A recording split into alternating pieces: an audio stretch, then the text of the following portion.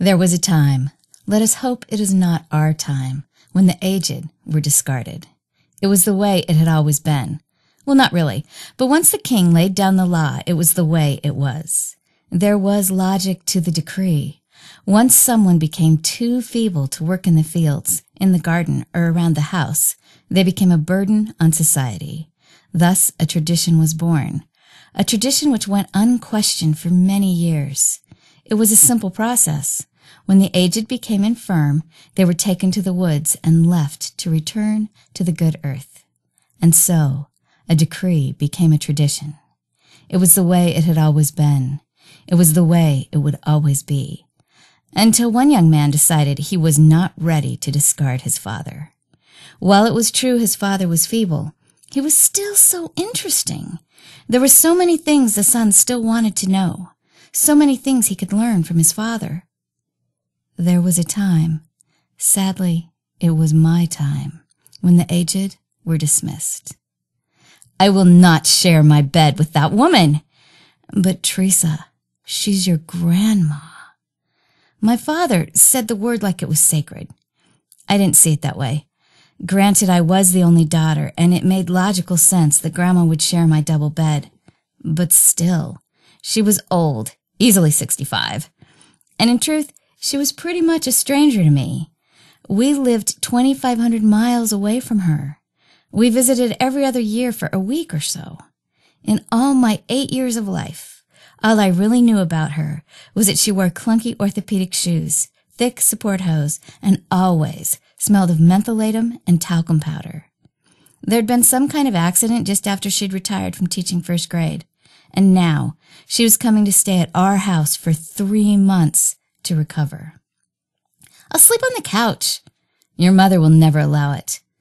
I'll sleep on the hide-a-bed downstairs. Teresa, you'll hurt her feelings. So it was Grandma Ruby came to visit and share my bed. She came wrapped in braces and straps, mentholatum and talcum powder. I remember the first night she shared my bed. I wrapped in the covers and hugged the edge of the bed, watching through slit eyes as she undid buckles and stays, rolled down her support hose like donuts, slipped her feet out of the puddles they left around her shoes, then adjusted herself beside me. A wave of mentholatum and talcum powder washed over me. Her lips smacked together in the moist, rapid-fire way that was unique to her, as she muttered softly, I hope I don't die in your bed tonight. Grandma didn't always whisper, just when she wanted to make a point. I didn't sleep at all that night. As the days passed, my room took on her smell. I'd walk in the door and be assaulted by the fragrance of mentholatum and talcum powder. School was my refuge. But when I'd come home, there she'd be, doing needlework in the front room, waiting to offer up some whispered advice in my direction. As her condition improved, it was decided she needed something more to fill her days. Next thing I knew, she was a teacher's aide in my third-grade classroom. I did not welcome her into my community. I'm not sure I even acknowledged her. My classmates were not so aloof. They all crowded around her, showering her with questions. Is your name really Ruby? How far is it to Idaho? How old are you? Did you know any pioneers? Come on, people, she's not that old, I thought to myself. She didn't even bat an eye at their questions, just smiled and responded, My grandma Tabitha was 13 years old when she crossed the plains. She drove an ox cart all the way in 1847. She died in 1922. Our lives overlapped for 20 years. I was stunned. Everything in the room fell away. It was as if I was seeing her for the first time. I was sharing my bed with someone who had talked to pioneers. Now that was cool. When we got home, I peppered her with questions. I wanted to know everything, hear every story. I begged and pleaded. I wanted to know everything she knew now. Her response was less than fulfilling. Well, I really don't remember much. Grandma Tabitha was blind, but she spent her days knitting beautiful silk stockings. Sometimes she'd drop a stitch and not know it. When I got home from school, it was my job to pull out her work to the dropped stitches. Then she'd pick up her knitting and start again. The whole time, she'd tell me stories about her life. Then Grandma looked right at me with those sky-blue eyes of hers. I sure wish I'd listened better and written down what I heard. That was it. No matter how much I begged, that's all she'd tell me. Before I knew it, 3 months were over and she was gone, and I still didn't know any more about her pioneer grandma. There was a time, let us hope it is not our time, when the aged were discarded. It was the way it had always been. It was the way it would always be. Until one young man decided to ignore the king's decree and save his father. He made all the expected preparations. He loaded his father into the wagon by the light of day so the neighbors could see. But when he reached the middle of the woods, he announced to his father he was taking him home as soon as night fell. His father protested, but his son would hear none of it. Of course, his father was too old and feeble to put up a physical fight. His son easily lifted him into the back of the wagon and covered him with straw. In the dark of the night, the son returned home. From then on, the old man lived in the cellar, alone by day, but when the day was done and the night was upon them, the family would bring dinner down to the old man and share the news of the day and listen to his stories. And so life passed in a pleasant way, for all the children loved him, and he delighted in watching them grow. Until the drought came, and all the crops failed. In no time at all, everyone in the kingdom was agreeing that the king's decree had been a blessing after all. Imagine if the old folks were still with us. We'd have to choose between feeding them or our children. Worse yet, they'd be forced to watch their loved ones die. No parent should outlive their child. The drought lingered. With the failing crops, food became scarce. Rather than starve all over the kingdom, people began to consume the crop seed for the coming year. There was no hope for survival because there was no hope for planting when the rains did come. Grieving, the son took the news to his father. "Father, I have failed you. In my selfishness, I have cursed you to witness the starvation of your children and grandchildren." Tears welled up in the father's faded eyes. The son hung his head in shame until his father spoke. "My son, all is not lost. With the first spring rain, plow up the roads." "Oh, father, already the hunger has addled your thoughts. What possible benefit could be gained from plowing up the road?" The aged father reminded his son that each time wagons were loaded and taken to market, they traveled over the dirt roads. As they did, seeds from the crops headed for market fell through the slats of the wagon bed onto the road below and were churned by the wagon wheels into the earth. "Plow up the roads, my son, and the seeds will grow." There was a time, sadly, it was my time, when the aged were dismissed. Grandma Ruby and I fell back into our routine of short visits every other year. As she grew older, I grew older, until one day I discovered that life is a circle. 15 years after my experiences with her in 3rd grade, life found my husband, daughter, and I moving into Grandma Ruby's community.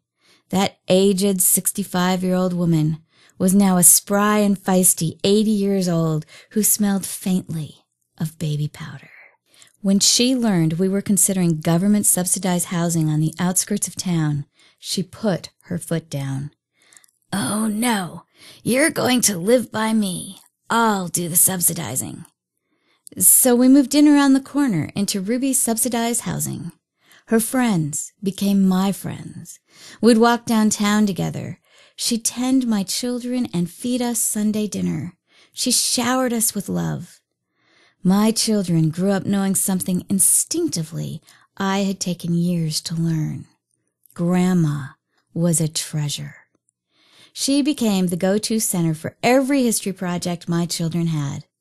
When they wanted to know how it felt to witness man walk on the moon, they asked her, not their parents.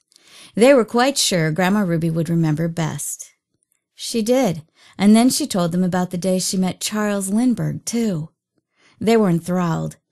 When they asked about Pearl Harbor, she also told them about World War I and shared with them the funeral program that listed 9 of the boys from her hometown. Then she walked them across the way and introduced them to Joe, a 103-year-old World War I vet. When the wolves were reintroduced into Yellowstone, my children couldn't wait to tell Grandma Ruby. She declared, "Oh, wolves are evil," then proceeded to share memories of being an 11-year-old girl left alone in the foothills to protect the sheep from the wolves. She shared the terror she felt when the wolves howled at night and she'd rush through the darkness to gather the sheep closer. Sunday afternoons were spent with Grandma, and Christmas Eve always involved Grandma. There were so many questions from children who listened in rapt attention. The years flew by. Sometime along the way, Grandma gave me a quilt to store, wrapped in brown paper and tied with string. I dutifully slipped it on a shelf in my storage room without another thought. As time passed, Grandma's sight began to fail her. My children began taking historical novels when they went to visit. They'd sit at her feet and read aloud while she leaned forward and listened in rapt attention. The practice had begun to help fill the time, but they discovered the stories became plows, leading to a remarkable harvest. When they'd get to the end of a chapter, she'd let flow a cascade of memories, from growing up in the dawn of the 20th century to memories of sitting at her Grandma Tabitha's knee, listening to stories, and so much more. It was around this time I rediscovered the quilt. I came across it one day and decided to unwrap it. It was a beautiful, brilliant red hand-piece quilt with tiny calico triangles in an ocean view pattern. It had obviously rarely, if ever, been used and certainly not ever laundered. When I asked Grandma about the quilt, she touched it, she smelt it, she hugged it up close to her chest and got a faraway look in her faded blue eyes and told me a tale she'd never told me before. The year she turned 14, her mother had a radical mastectomy. In 1915, the term radical didn't begin to cover it. They removed the flesh nearly down to the ribs, and the recovery was long and horrid. Ruby dropped out of 9th grade to care for her mother and her 80-year-old grandma, Tabitha. During the year those women spent together, they'd made the quilt. I asked Ruby why she'd never shared that story before. "I guess I got so used to storing the quilt, I stored the memory too." Those plowed roads of memory burst into a bounteous harvest. While she shared memory after memory, I listened in rapt attention and took notes and began to research and explore. I found storytelling and became determined to share Tabitha's tale. Those afternoons of reminiscing led to a year of field research and development and the realization of a life's dream when I was able to perform Tabitha's story for thousands. My most cherished moment, though, was when I told it to Grandma. Tears welled up in those misty sky blue eyes I loved so well. "That's just how I remember it." She paused, only for a moment. Then, with a twinkle in those faded blue eyes, she asked, "Have I told you about Uncle Nick?" And so the journey of sharing and research and telling repeated itself. It would not be the last time. It seems I'm the descendant of storytellers. Folks were known to stop their work in the fields and gardens and come running when Nick or Tabitha would sit down to share a tale. There was a time, let us hope it is not our time, when the aged were discarded. It was the way it had always been. It was the way it would always be. Until one young man decided to plow up the roads when the spring rains came. In no time at all, the lane leading to his home was filled with sprouting crops. Beans, corn, peas, squash, you name it, it was growing. Not in perfect rows, but a lush, green, bountiful harvest nonetheless. When the neighbors saw, they rejoiced and plowed up the lanes leading to their homes, too. Soon all the roads and alleys were plowed and growing until the entire kingdom was wrapped in green ribbons of hope. When the king saw the unusual crops, he declared, "I must meet the man who had such wisdom." After several inquiries, he came to the home of the young father who had been the first to plow up the roads. "I've come to meet the man who saved my kingdom." "Well, sire, then the man you seek is my father." "Your father? Don't be absurd. You took him to the forest years ago." "No, your majesty. I did not have the heart to discard him. It was he who told me to plow up the road." The king was overwhelmed. It was obvious his entire kingdom would have perished if not for the wisdom of one old man. And so it was that from that day forth a new decree went out from the king that no more would the aged or their wisdom be discarded. Let us hope it is our time. There was a time, sadly, it was my time, when the aged were dismissed. Until my children taught me how to listen, then they were never dismissed again. My life overwrapped with rubies for 18 years. My children grew up around her, our lives intertwining naturally with hers. When she became aware that she really would be dying soon, she asked me to speak at her funeral. "Keep it light, don't make it long-winded, and tell the stories no one knows." I was honored, but confused. "Grandma, so many of my cousins grew up around you. They were in your first-grade class. They spent the night at your home. Surely one of them could do a better job?" "Teresa, you are the one that listened." So I spoke at Grandma's funeral and fulfilled her wishes. As I did, the realization swept over me that while we were laying to rest an amazing woman, the casket lid would not close on nearly a century worth of memories. Those memories would remain in the hearts of all who were listening. My children are adults now. Grandma's stories swirl around them still. My son proposed to his wife with Grandma Ruby's engagement ring, then brought his fiancée home to hear Ruby's stories. I am forever grateful it was my time.